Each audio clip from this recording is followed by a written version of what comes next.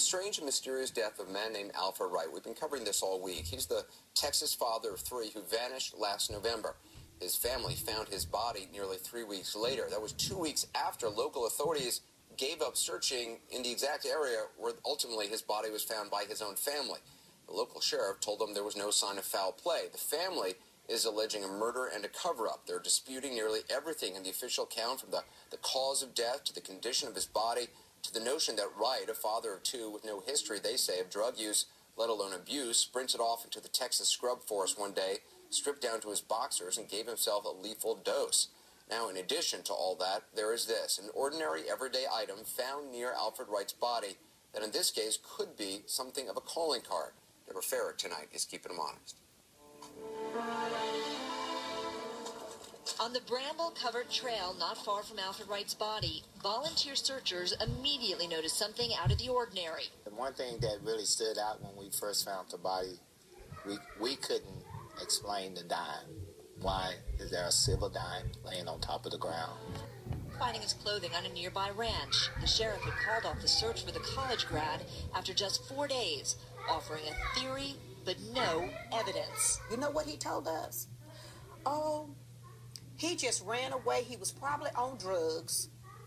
And if someone is on meth, this is how they act. They get hot. They get out of their clothes. I'm looking at my husband, and I'm saying, okay, why is he coming up with this? No one has said anything about any drugs or anything. Winsky, chairman of the Department of Sciences at John Jay College of Criminal Justice, a regular on the program.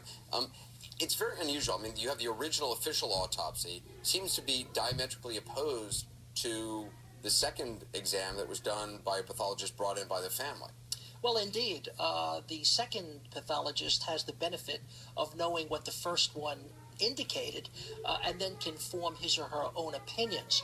They are completely different. The first autopsy, of course, indicated that the cause of death was acute intoxication from these illicit drugs, and there were four different kinds of drugs. But the second autopsy was not that, didn't agree.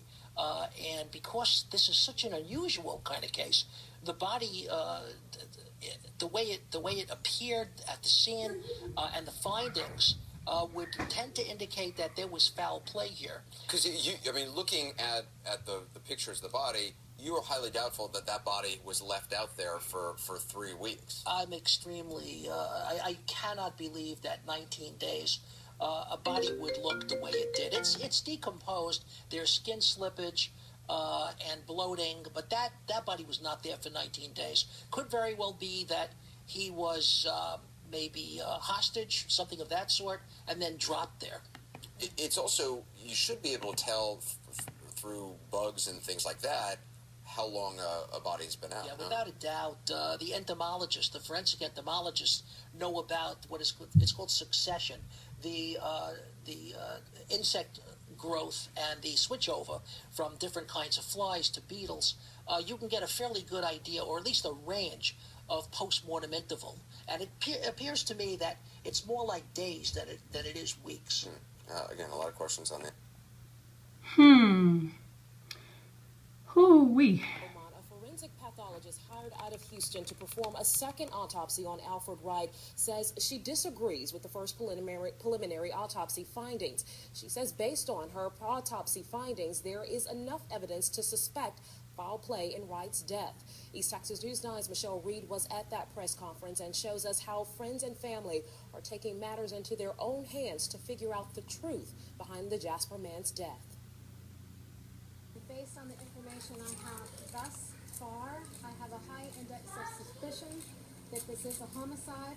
It was a big sigh of relief for the Wright family, who says they are unhappy with the results from the first autopsy performed back in November, which revealed no evidence of severe trauma in Alfred Wright's death.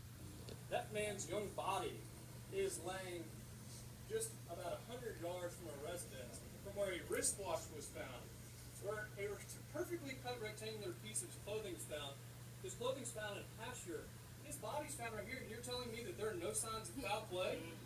Ryan McLeod, the Wrights family attorney, says the reason why he called everyone to the press conference this morning is because he feels law enforcement has mishandled the investigation. To call the Sabine County Sheriff's Department an investigation is an insult. At very best, it's grossly negligent. He says he has asked multiple times for evidence in this case, including surveillance footage from the CL and Impact store where Alfred was last seen alive. What's also important is that there's a camera directly in the middle of that store where Alfred's truck was parked.